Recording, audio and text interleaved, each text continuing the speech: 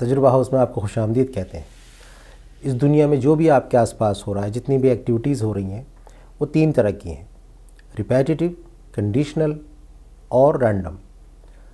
रिपैटिटिव activities उन वाक़यात को कहते हैं, उन घटनाओं को कहते हैं जो हज़ारों साल से अपने आप को एक ही तरतीब से दोहराती हैं।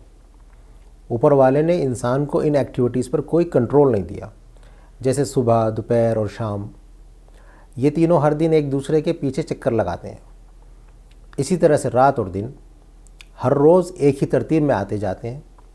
आगे चलते जाइए, हफ्ते के 7 दिनों का चक्कर लगाना देखिए, फिर साल के 12 महीने, फिर मौसम जैसे गर्मी, बरसात, सर्दी। ये सब अपने आप को एक ही तरतीब से दोहराते हैं और हज़ारों साल से ये चक्कर ऐसे ही चल रहा है। इन पर हमारा कोई कंट्रोल तो नहीं है, लेकिन हमें 100% मालूम है कि अगर अभी दिन है तो रात आने वाली है, सर्दियां हैं तो गर्मियां आने वाली हैं। ये हो सकता है कि गर्मियों का सीज़न कभी लंबा, कभी छोटा हो, या कभी शदीद गर्मी हो और कभी ज़रा कम हो, लेकिन गर्मियां आएंगी ज़रूर। और चाहे कितने दिन तक चले, एक वक्त आएगा जब गर्मियां जाने लगेंगी और सर्दियां आने लगेंगी। ये तमाम चीज़ें बस यूं ही तो नहीं होती, कभी फ़ायदा पहुंचाकर और कभी नुकसान पहुंचाकर हमारी ज़िंदगी पर असर करती हैं। अब ये तो साफ़ है कि हम इनसे बच नहीं सकते, लेकिन इनके नेचर को समझकर इनसे होने वाले नुकसान को कम कर सकते हैं और इनसे होने वाले फ़ायदों को बढ़ा सकते हैं। तो आइए देखते हैं कैसे हो सकता है। रोज़मर्रा की ज़िंदगी में बहुत से काम करते हैं, सुबह से शाम तक ना मालूम क्या क्या हमें करना होता है। तो हमें ये मालूम करना चाहिए कि हम इस काम को दिन के या हफ्ते के या महीने के या साल के या ज़िंदगी के किस हिस्से में करें जिससे हमें ज़्यादा से ज़्यादा फ़ायदा मिल सके या कम से कम नुकसान हो सके। मिसाल के तौर पर एक्सरसाइज दिन के किस हिस्से में करें कि ज़्यादा फ़ायदा पहुंचाए हमारे जिस्म को। पढ़ाई कब करें, जिस वक्त हमें ज़्यादा समझ में आती है। ट्रैवल किस महीने में करें, पैसे भी बच सकते हैं, मौसम भी अच्छा हो सकता है। फसल किस मौसम में बोएं और किस मौसम में काटें, वगैरह वगैरह। अगर हम कोई भी ऐसा काम कर रहे हैं जिस पर रिपीटेटिव एक्टिविटीज़ का असर हो सकता है, तो सोच समझकर टाइम चूज़ करना चाहिए। इससे बहुत अच्छे नतीजे हासिल हो सकते हैं। ये बात सुनने में आम सी लगती है, ऐसा लगता है कि हम ऐसा ही करते हैं, इसमें नई बात क्या है। लेकिन हकीकत यह है कि हम बहुत से काम बिना सोचे समझे करते हैं। हमारा काम हो तो जाता है, लेकिन उससे जितना फ़ायदा पहुंचना चाहिए था उतना नहीं पहुंचता। रिपीटेटिव एक्टिविटीज़ का साइकिल इकोनॉमी में यानी कारोबारी मामलात में भी चलता है।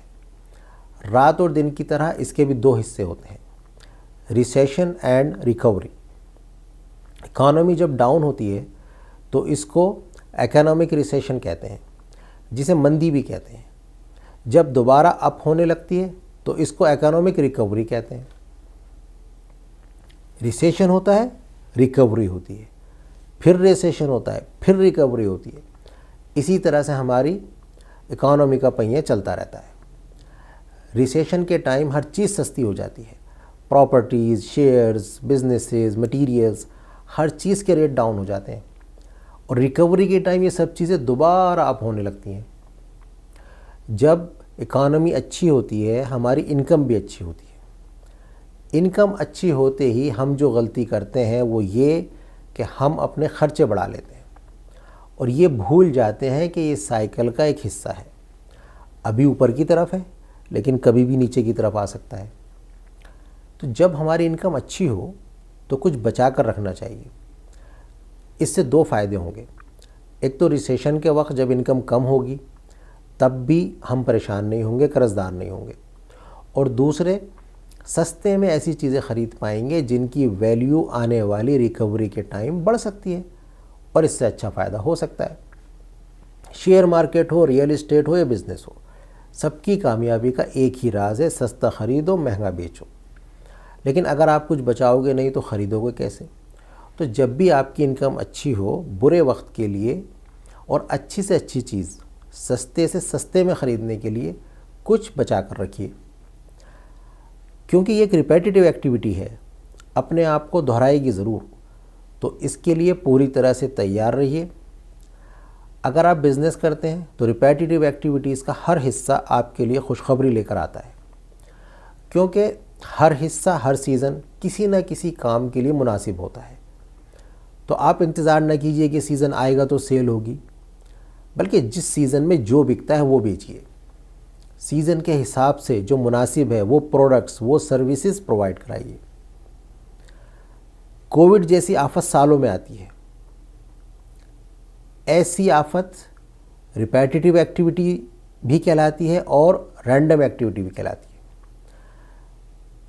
रिपीटेटिव एक्टिविटी इसलिए कि ये आती ज़रूर है, चाहे 50 साल बाद आए, 100 साल बाद आए, लेकिन आती ज़रूर है।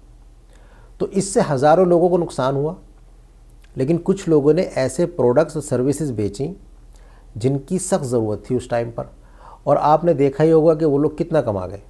ये कम से कम सर्वाइव तो कर ही गए। शेयर मार्केट के जो कामयाब लोग हैं, जो कामयाब इन्वेस्टर्स हैं, वो क्या करते हैं, वो पैसे जमा करके और कौन कौन से शेयर ख़रीदने हैं उनकी लिस्ट बनाकर इंतज़ार करते हैं।